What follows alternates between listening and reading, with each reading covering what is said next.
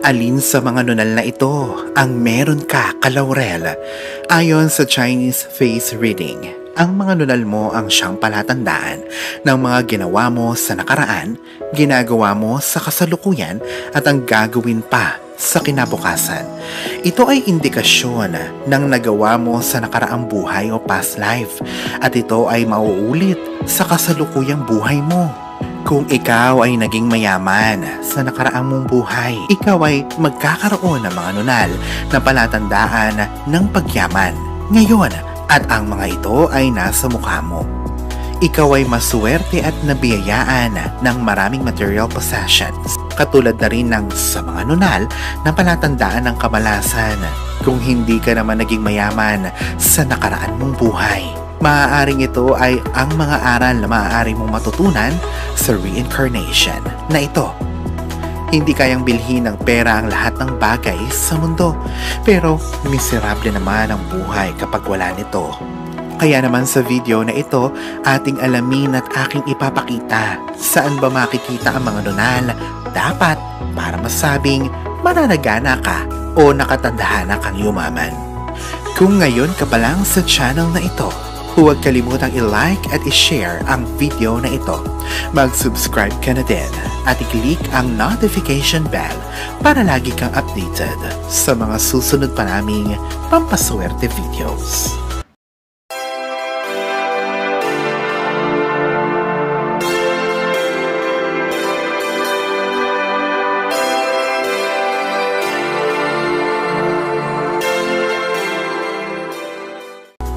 Sa Chinese face reading, ang dulo ng ilong ay sumisimbolo sa kayamanan.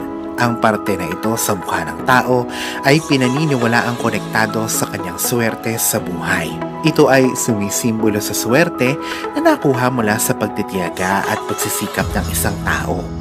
Kung may nunal dito, lalo na kung ito ay kulay pink, ito ay pahiwatig ng pagyaman. Pangalawa, ang posisyon na ito sa pagitan ng dalawang kilay ay ang tinatawag na destiny path sa Chinese face reading. Ang posisyon na ito ang nagpapakita ng pagbabago sa swerte at kamalasan sa buhay ng isang tao. Kadalasan ang nunal sa destiny path ay hindi magandang feature sa mukha. Ang pagkakaroon ng nunal dito ay hindi maganda para sa may-ari. Pero kung ang nunal sa destiny path ay pula o pink, ito ay senyales na swerte ka sa pag-aasawa at negosyo. Ayon sa mga Chinese face readers, ang pulang nunal sa mukha ay senyales na sobrang swerte sa pag-ibig ang isang tao.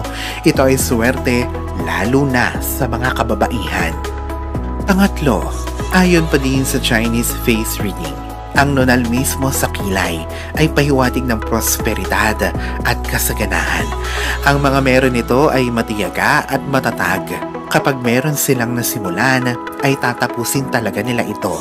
Sa kanilang kabataan, maaaring sila ay makaranas ng kahirapan. Pero habang sila ay tumatanda, sila ay mas nakakatamasa ng mariwasa at masaganang pamumuhay. Sila ay may talento at matatag sa hamon ng buhay. Pang-apat, ang nunal sa tainga ay wealthy moles para sa Chinese face reading. Ang iyong mga tainga ang siyang nagpapakita ng iyong swerte. Ito ay maaaring sama na mo makuha. Kung ang nunal ay nasa earlobes, ikaw ay swerte, mayaman at mahaba ang buhay. Kung ang nunal naman ay nasa likod ng tainga, ito ay indikasyon na matalino ka. Panglima, ang nunal naman sa baba ay palatandaan na ikaw ay napakaswerte. Kung ikaw ay mayroong nunal sa baba at kulay itim ito ay pahiwatig na saswertihin ka pagdating sa pagkakaroon ng lupa at bahay. Ikaw ay swerte sa pag-i-invest sa real estate at pagnenegosyo. Pang-anim, kung ikaw naman ay may nunal sa batok, ito din ay swerte o good fortune. Mayroon kang magandang kapalaran. Sila ay matatalino at mahusay makipag-deal sa ibang tao. Ito ay prosperidad. Ikaw ay makakatamo ng agapay mula sa mga mahuhusay at mabubuting tao. Dapat ikaw ay marunong sa pagkuha ng mga oportunidad. Ikaw ay mananagana sa habang buhay. Pang-pito, Ang mga tao naman na may nunal sa ilalim ng kanilang pusod ay nakatadhana ding magtagumpay kahit na sila ay nakadanas ng malaking dagok sa buhay. Sila ay muling makakabangon dahil sa suporta ng mabubuting tao. Sa anumang propesyon at trabaho, sila ay palagi ay makakatamo ng promotion o mataas na posisyon. Marunong silang makahanap ng magandang kita o income at marunong din silang magmaneho ng kanilang pera. Ang nunal na ito ay para sa mayayaman at suwerteng individual sa mundo. Pangwalo, ang nunal sa paa ay pahiwatig din ng suwerte.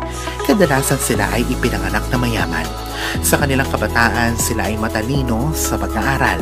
Sila ay suwerte sa career pagdating sa wastong edad. Sila ay porsigido, kaya naman kaya nilang tupadin anuman ang naisin nila. Sila din ay mahilig sa travel. Maayos ang kanilang relasyon sa mga kaibigan at kapamilya. Alalahanin na sa poong may kapal pa din, nagmumula ang lahat ng pagpapala, ang kasipagan at ang kabutihan sa ating kapwa kasabay ng buo mong pananalig sa may kapal. Ang siya pa rin na dapat ay manaig. Ang mga ito ay mga gabay lamang. This is Fidel Rosario. Thank you for watching.